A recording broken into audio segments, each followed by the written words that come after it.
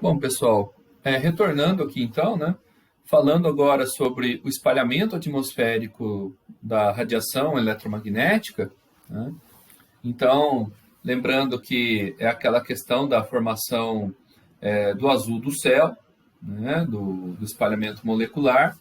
Nós temos também o espalhamento MIE, né, que é em relação ao espalhamento por partículas de poeira, poluição,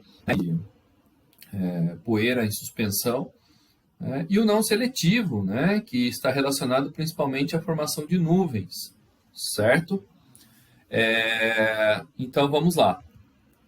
Aqui, como eu falei, né, os três tipos de espalhamento: o molecular, o não molecular e o não seletivo. E aqui o molecular, ou seja, quando o diâmetro da matéria, né, seja o oxigênio ou o ozônio ou o nitrogênio, né, que está lá na atmosfera, ele é menor que o comprimento de onda. Então, ele é menor que o comprimento de onda da energia incidente da radiação eletromagnética, né? E o que vai ocorrer?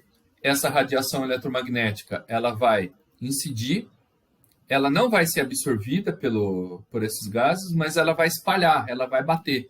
Então, esse espalhamento vai bater numa outra molécula, que vai bater numa outra molécula, e nessa outra molécula, como num efeito em cascata, principalmente no comprimento de onda do azul, nesse caso do molecular, né? Razão pela qual, então, a gente tem a cor do céu azul, certo?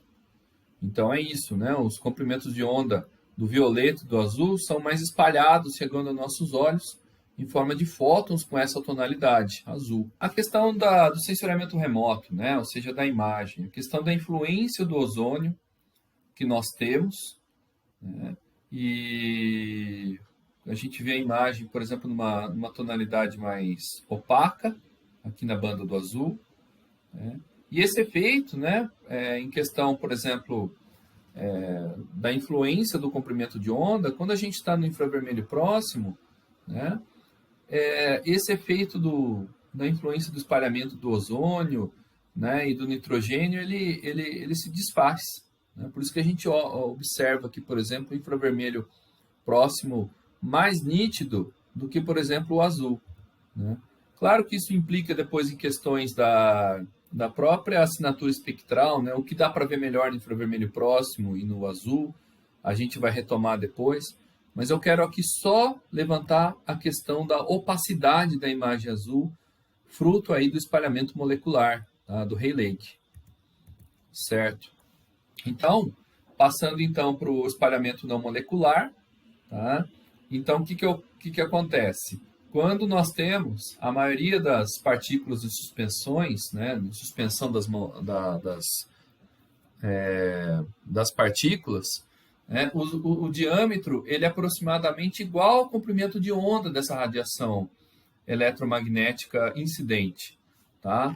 Então, aqui o efeito mais assim aplicado, e que na verdade ele é um mecanismo, tanto os outros espalhamentos, né, eles são mecanismos que impedem, né, ou dificultam a formação de uma janela atmosférica. No exemplo aqui então de fumaça, né, mas que de modo que ela pode atrapalhar? A gente tem um mapeamento temático, né? Então ele pode se tornar um problema aí para a gente realizar o sensoriamento remoto, tá? A imagem até ela é formada, mas ela tem esse dificultador aqui para a gente montar um mapa temático. Por exemplo da questão do espalhamento MIE. Tá? Aqui também, essa imagem que mostra aqui o 11 de setembro de 2001, com a queda das Torres Gêmeas, e a questão da fumaça aqui, que estava bem em cima da imagem, né, se fosse para fazer algum mapa temático para outras finalidades, a gente tem um problema, né, uma interferência dessa fumaça, e que a gente traduz ela aqui na questão do espalhamento MIE. Aqui, de um outro ponto de vista, também um dificultador, então, para a gente fazer, por exemplo, algum processo de classificação automática para um mapeamento temático, Sem dúvida, essa fumaça, ela atrapalha, ela é repito, né? O espalhamento é uma questão importante porque ela dificulta, né, a questão da janela atmosférica para a formação de uma boa imagem, né? Aqui também, aqui do satélite Aqua, essa imagem aqui. A questão da poluição também é um fator importante a ser considerado, né? Principalmente por causa em relação a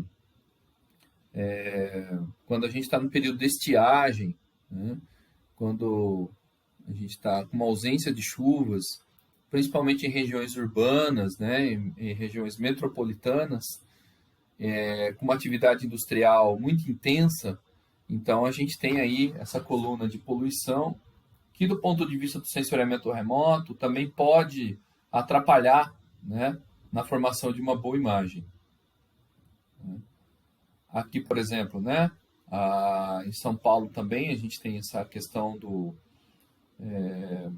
dessa coluna de poluição que causa, né, também muitos problemas respiratórios nessa época do ano, né? Questões levantadas, por exemplo, pelo professor Daniel, lá nos colóquios geográficos, né? Para quem mora em São Paulo, você tem assim, uma probabilidade, né, de desenvolver doenças e comorbidades em relação à respiração por causa da poluição, né? Sobretudo em períodos de estiagem, né, em que a gente não tem muita chuva, né? E do ponto de vista do sensoriamento remoto, né, o que acontece?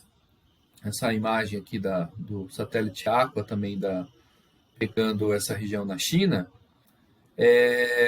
dificulta, né, para a gente montar qualquer mapeamento temático, né? Geralmente em julho, agosto, setembro, né, quando a gente coleta imagens do INPE, de sensoriamento remoto, de áreas como São Paulo, Rio de Janeiro, regiões assim que tem uma atividade industrial mais ativa, né? Então, comparando, por exemplo, às vezes dezembro, janeiro, fevereiro, né? Com agosto, setembro, julho, junho, né? Então a gente mesmas imagens assim com mesmas tonalidades, com mesmos usos, né, da Terra, eles vão ter aí tonalidades diferentes por conta de espalhamento MIA. E por último, o espalhamento não seletivo, né? Ele vai ocorrer então em porções mais baixas da atmosfera, né? E aí o que ocorre? Ocorre pela molécula, principalmente moléculas de água, né?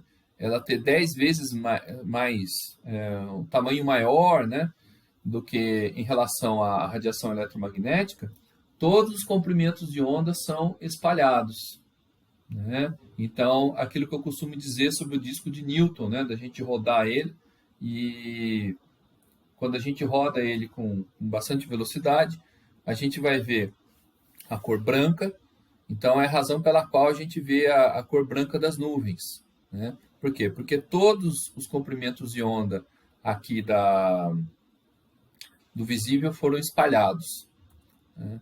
Então, a gente vê a nuvem em branco, e essas partes mais escuras está relacionada à densidade dessa nuvem, que pode estar carregando, muito provavelmente, partículas de água, né? Ela está realmente com essa condição, tá? Então, a questão de neblinas também, né? A gente não pode